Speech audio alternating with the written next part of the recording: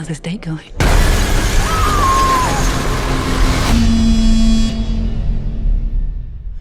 Hello everyone, and welcome back to Backlot Banter. My name is Tucker Hazel, and today I'm joined by my co-host, who would really get in trouble with the law if his camera roll was analyzed thoroughly. This is Tanner Dykstra, and today we're here to talk about Drop, the latest thriller movie hitting theaters near you.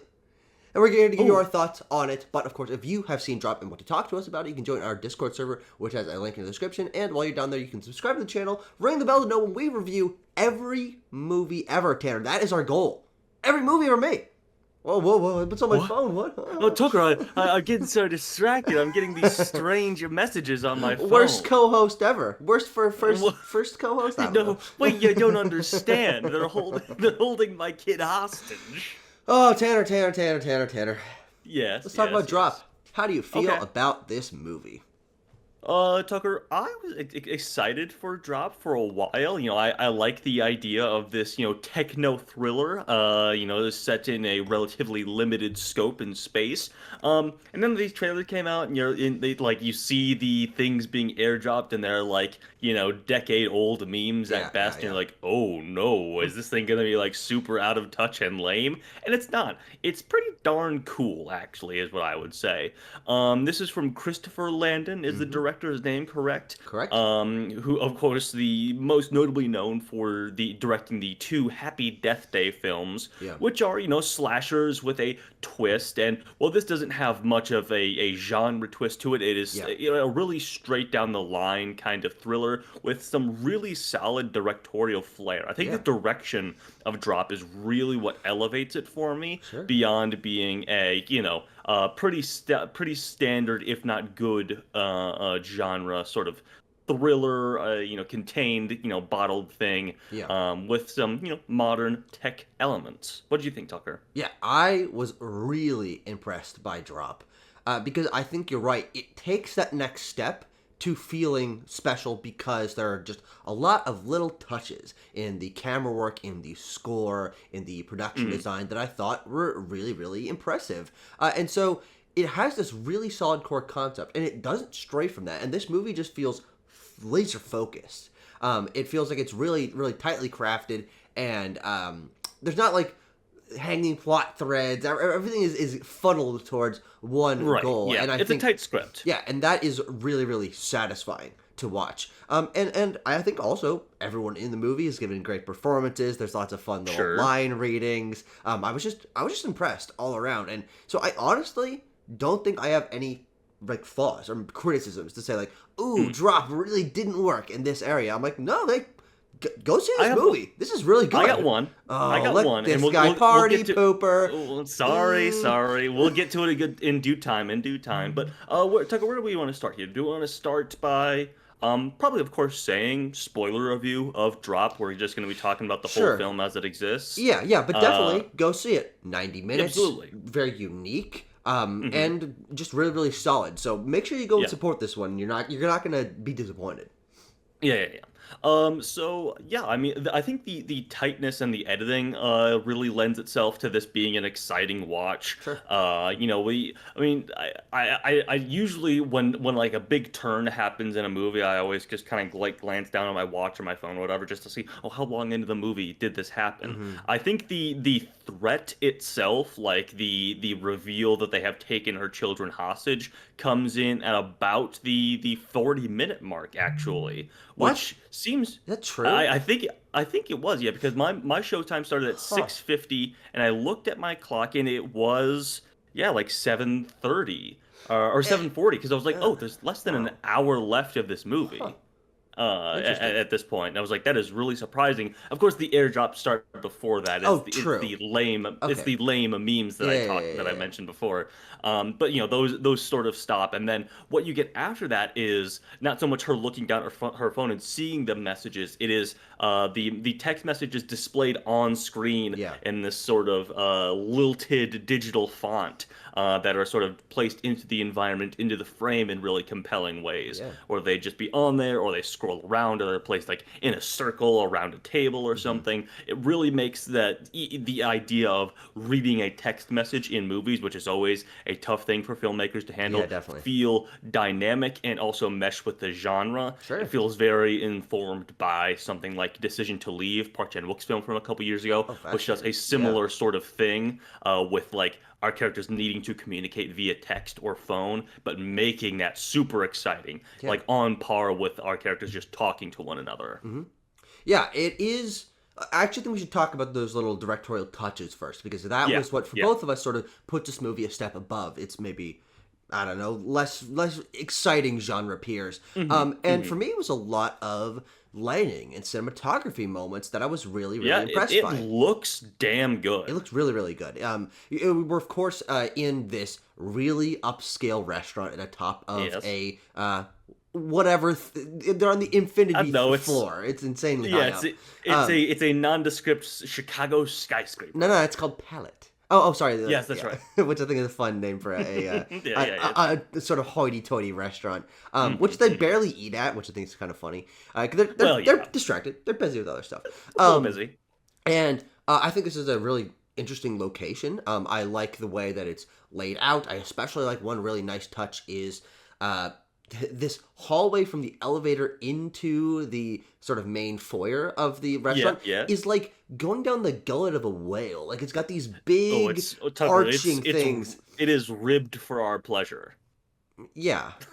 I was, I wasn't going to say that, but someone has to, And then we get these really interesting shot compositions and like camera whips and rotations and these really interesting moments where when she is when our protagonist is like thinking about someone, thinking they might be the person that is threatening her, the lights drop out and you get this really fascinating spotlight.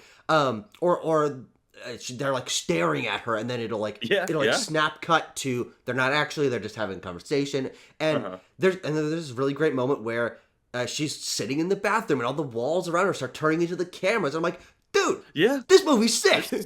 It's pretty damn cool. And they continue throughout. That's one thing that I usually can give movies a little bit of flack for, is if there's some cool, interesting camera touches nearing the beginning, and then they peter out.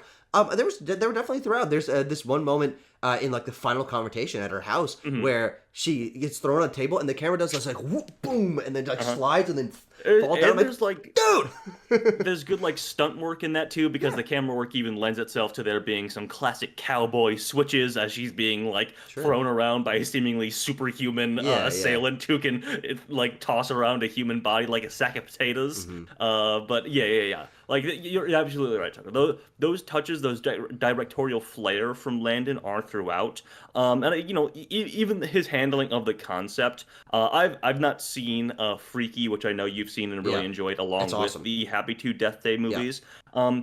His movies, those Happy Death Day movies, I like both of them. I think one is obviously better than two. But, his genre stuff can feel a little bit sweaty as he, like, tries to fold in a lot of twists and unconventional genre mixing and stuff like that. They can feel a little bit... you can feel the effort strain in them trying to fold all this stuff in. This one doesn't have that. This one is pretty down the line, thriller, stuff on the phone, you're taken hostage, and the main crux of the story is, of course, that we haven't mentioned, she has to kill her date.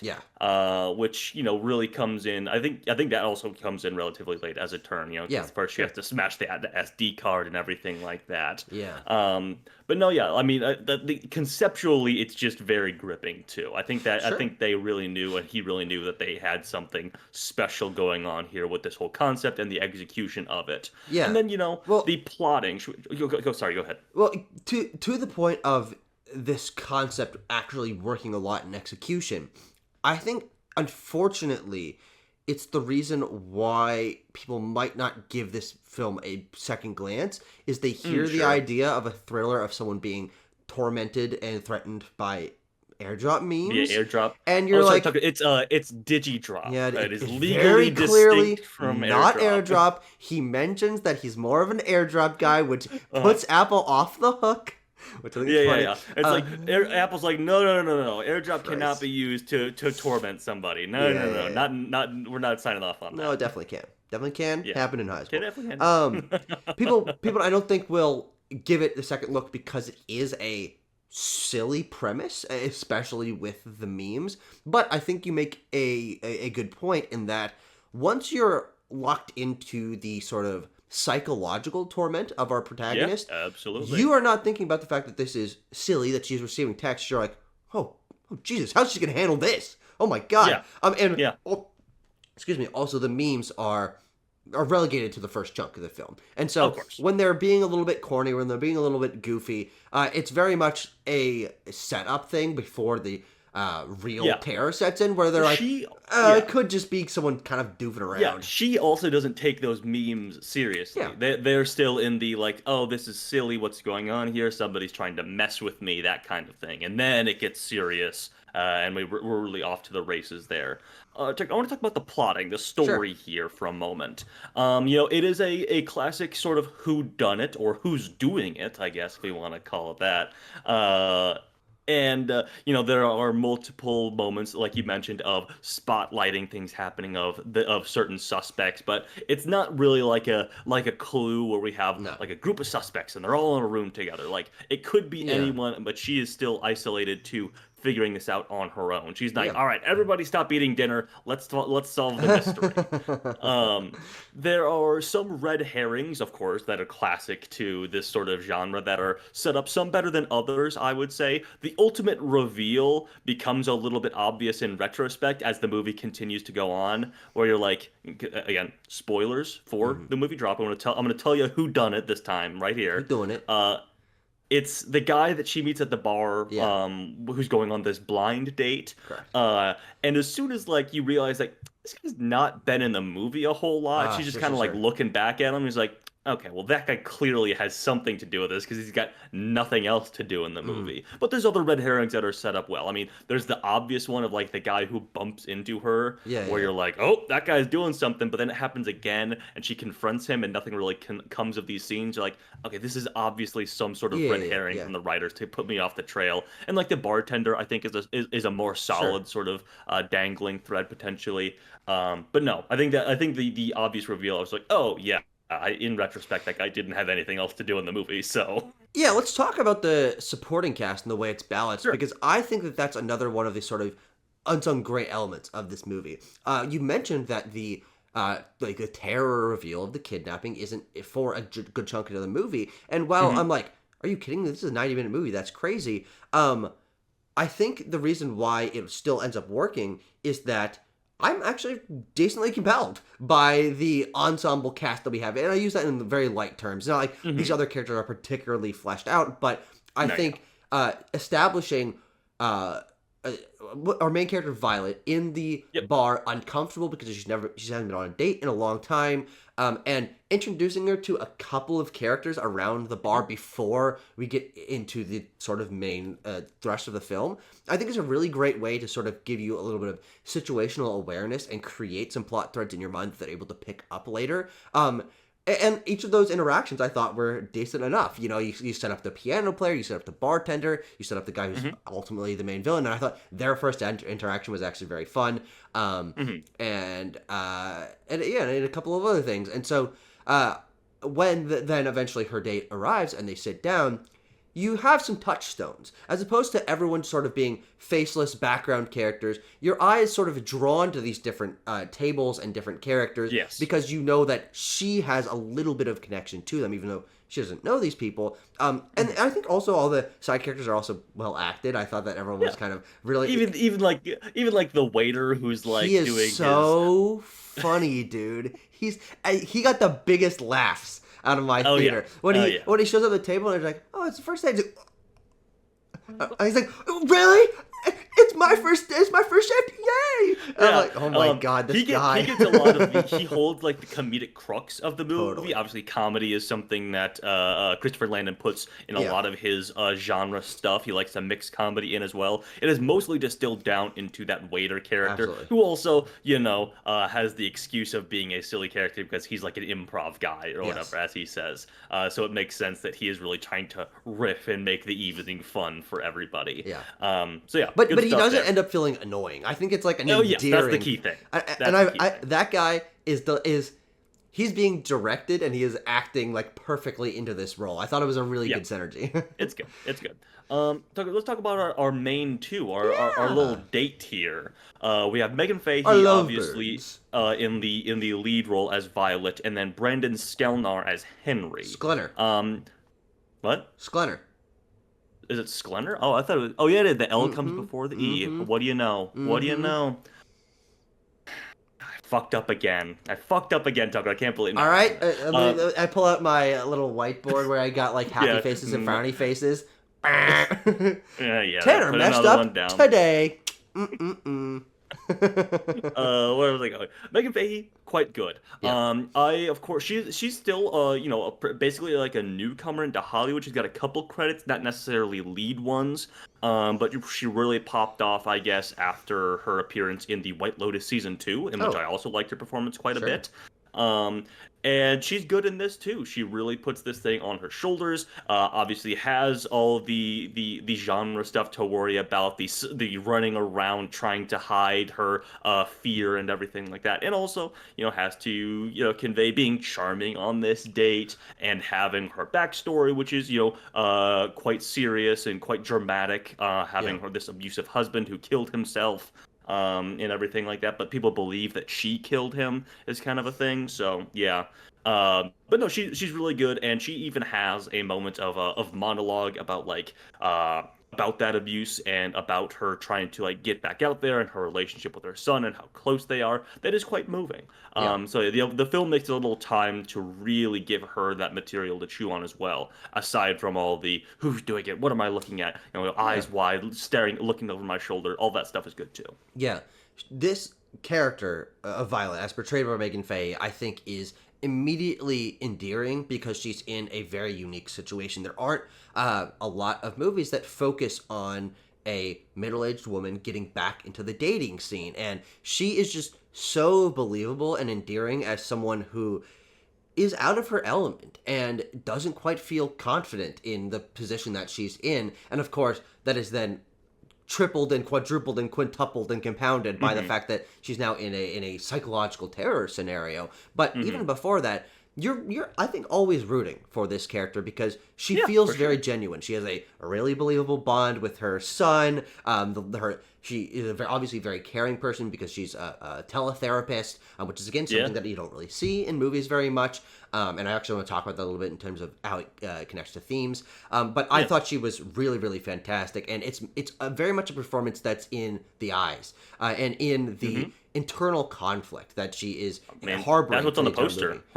Just the eyes on the poster. Yeah, very true. And I was really, really impressed by her. I don't think I've ever seen her in a performance before, and I'm like, no, she's really, really nailing this. And the movie goes highs and lows, ups and downs, moments where she has to flip from learning something horrifying to the text is like, you have to smile or I'll fucking shoot you. And she's like, she has sucks it up, and she you can see the layers going on where she is afraid but trying to put on a face and all this stuff. It's really, really complicated. That boiling under the surface stuff and putting on airs and everything like that is something that I really liked about her performance in White Lotus season 2. Something that a lot of actors have to do, and she does it in very different contexts with very different things happening on the surface and below the surface in that show. But I still think she's quite good at it. So, Tucker, you mentioned the therapy elements of her character, of her backstory, and how that relates to theme. You want to talk on that before we move over to Mr. Sklenar? Yeah, good job. You got his name right. All right. I try. I'll give you half a smiley face. Ding. Thank you.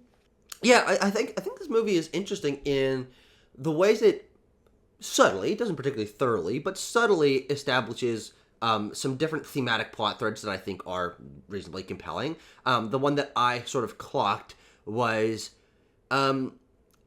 it's about psychology and therapy and grief Yeah. and overcoming that and seeing yourself for someone who is worthwhile and overcoming abuse is the main thing that both our main characters sort of have some experience with. And making her a teletherapist, I think, ties into that very nicely, in that she is telling other people how to make sure that they're confident within themselves, but then she has to teach herself to also sort of go through that as well, and that she is worthwhile, and that the abuse she's had in her past does not make her less does not of a define person. her. Yeah, absolutely. And then there's this element of putting on a happy face, right? Which this is not Joker. It's not. No, it's I not. mean, you're right there. And of course, the tormentor is sending her text to the effect of mask your fear, right? Mask your fear. Make sure no one knows. Calm down. But also like, hey, you got to kill this guy and got to steal this thing, and so on and so forth. And I'm gonna kill your son. Yes, which is an interesting parallel to sort of psychological abuse of telling someone nothing wrong is happening. Put on a smile, and so I think it actually ties in sort of the drop aspect and the psychological terror aspect really well with this this grief and therapy sort of element. And then there's also sort of this light thing that I don't know, maybe I'm reading a little too much into it, but the idea of on a date or on a dating app, you put on a face that isn't exactly who you are. Yeah, and so absolutely. There's this moment when Brendan Sklenar talks about the fact that he's not really comfortable with dating apps because people always put on an outward face that isn't exactly who they want to present as something else. I'm like, oh, that's kind of interesting. You know, that is what the larger themes about overcoming grief in a negative way are, right? Instead of seeing yourself who you truly are and believing you're worthwhile, you're pretending to be something you aren't. And obviously that's just I don't know. I thought it was like, there's some interesting, I think, complex and meaningful thematic value here that isn't immediately apparent, but I felt was on a next level up in terms of like, lots of thrillers don't attempt to have like this kind of interesting below the surface thing, and I'm like, okay, I actually really respect them for incorporating this. It's stuff that makes you care about the characters and feel for them, and like I said, gives them some like juicier acting moments, some monologues and stuff like that late in the film to sort of try and wrap those things in.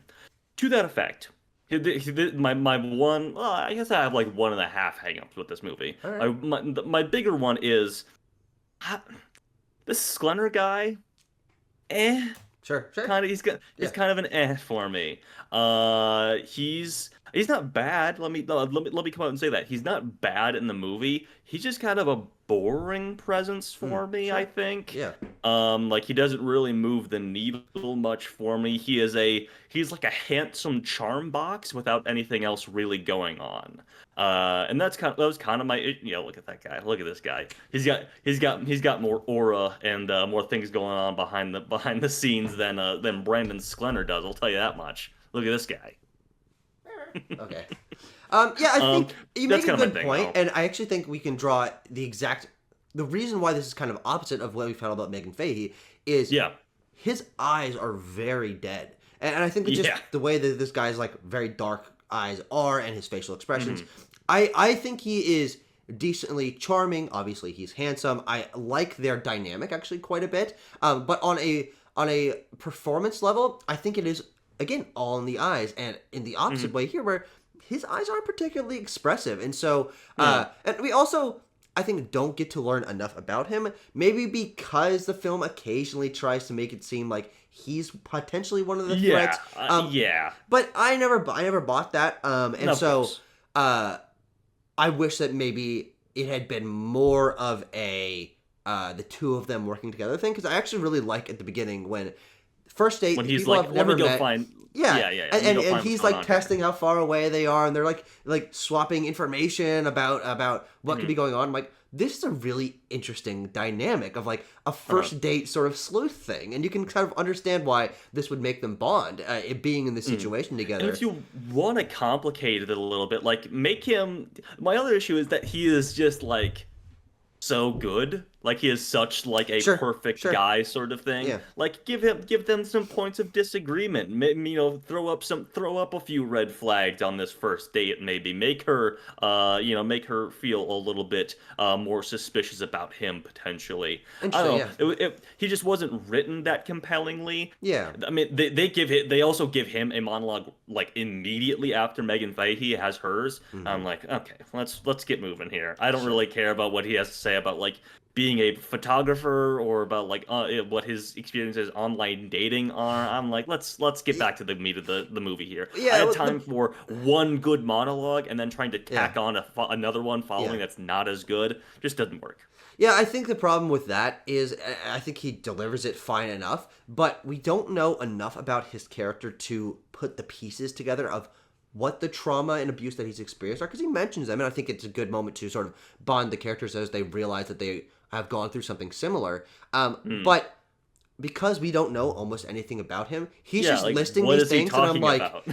probably true, but I don't have any connection to this. I don't have any Right. proof that I have any no of this happened. context for this. Which I think is another thing about this movie structurally, is it starts in kind of in medias res, but like I don't know, it's kind of a flashback. There's a sort of It starts in a flashback. there's a flashback like tense thriller sequence, horror sequence, that is then mirrored at the end, and you get to see how the character has grown from one similar sequence to the next, and Hey, that that's good screenwriting. whoa. But that I think gives her trauma and her abuse some context for us, right? Whenever she's mentioning her husband or her character, we're her like, son, yeah, you're like, I oh remember shit, that that scene happened. at the beginning. Exactly. Yeah, I remember that scene at the beginning. That was fucking intense, man. And then Yeah. they sort of add more little tiny flashbacks in throughout the film too that play out the scene a little bit further. Yeah. That are also quite upsetting. So there's that. Last thing I have to mention, Tucker, is this final thing. So here's the thing. I like her like tricking the guy at the table and everything like that and putting the Yahtzee. poison in his drink. It's good. It's good. Like boom, gotcha, motherfucker. Like kind of stuff that I always like those moments in movies.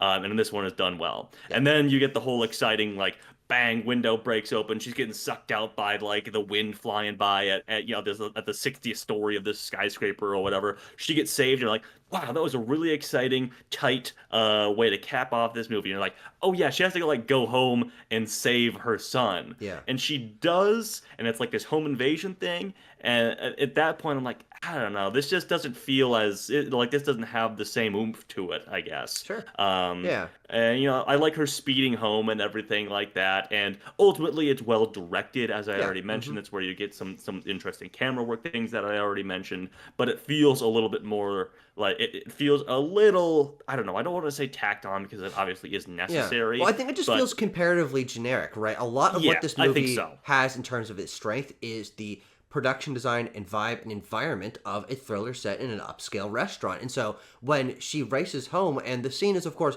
her saving her son, which their bond is important, and I think it's portrayed well, and I understand wanting to include that near the end. And it's something you have to make sure there's a resolution to. But it's more generic than the rest of the movie because it's like, it's a dark house, and she's like running around, and she's like hiding behind walls, and there's a masked guy that's got a gun. And I'm like, the way she defeats him is also good. It goes back to like the little remote control car thing, and it has like a gun on it. It's pretty funny too. That he drives that up. That's according to Christopher Landon freaky moment. Exactly. And I'm like, all right, you got me. A question for you, Tucker. The guy takes off his mask. Who the fuck is that? I don't know. I was going to ask you the same thing. Who the fuck? Now, because it's like this boom. I was like, is that? Because I was like, is it her? No, her husband did shoot himself. He's definitely hard dead. To come back from. Is it like his? He's like brother. I don't know. We just don't know. It was like a really weird moment for like to treat this as like a reveal, and then she shoots him. Well, I was like, am I supposed to recognize this guy? Oh my gosh. Super strange. Cat just chewed very significantly on the cord that goes from my computer to my hard drive. I'm gonna have to deal with that in a bit. Okay. Fuck you. Don't do that. Why did he do that? Yeah, he's not even chew on cords usually. Tucker, he's getting text that he has to do that. He has to sabotage your computer. You have sensitive documents about the mayor on there. Yeah. So no, I agree with you. I think that that ending, especially that reveal, is I don't know. like it's really weird. I'm just like, I don't know how I'm supposed to feel about this. Mm-hmm. Other than satisfied, movie's over. She defeated the guy, Bang. whatever. Got it. But what I want to do, I do want to mention actually, is Yep. there's this sort of big moment as he takes off the hood. The balaclava. Yeah. Score to this movie is sick as hell. Ooh. I really love the music in this movie because, again, very tight movie, portrayed in this sort of upper scale restaurant. But the score is this big, sweeping, like Shining-esque, like massive score that gives everything a ton of weight. And it's done by yes. it's done by Bear McCreary, the guy who did the God of War games. And so I was like, dude, I thought I recognized Bear! that name. I thought I recognized and I that think name. I think it's excellent. I mean, but it really does help add a lot of dramatic tension to things. Like even when she's just walking through this environment, and without this music, you'd be like, okay, she's uncomfortable, but you get this like deep-seated internal uncomfortable tone from this music that's like just adding dramatic weight and tension to everything. I thought it was a really, really nice touch that, again, another thing that for me sets it the next step above, right, is I'm watching this movie and I'm like, I didn't expect to be impressed by the score in this Blumhouse thriller movie. I didn't expect to be impressed by the lighting or the shot composition in this Blumhouse thriller movie. And it's just those things that like really make me really give a lot more respect to this movie, because you and I watch a lot of thrillers and home invasion movies and movies that take sort of different things that this movie does, but I really think that this is just a step above, and everything comes together in like a very cohesive and focused package that has these elements that I think are genuinely very impressive. Yep. I think it is. I think it's quite good and has those things that really elevate it above, and is just tight and compelling in its own right. So Tucker, I'm gonna go a 7.5 out of 10 for drop. All right, I'll go a little higher. I'll go an 8.4 out of 10. I think this movie's excellent. I really do recommend people go see it. And again, this is a movie where you get over the little bit corny premise and you're in for a good time. And so I hope that I hope this does well, because I really do think it's a cut above. And again, shout out to Jason Blum. Shout out to Blumhouse. Also Michael Bay, who's a producer on this movie. We've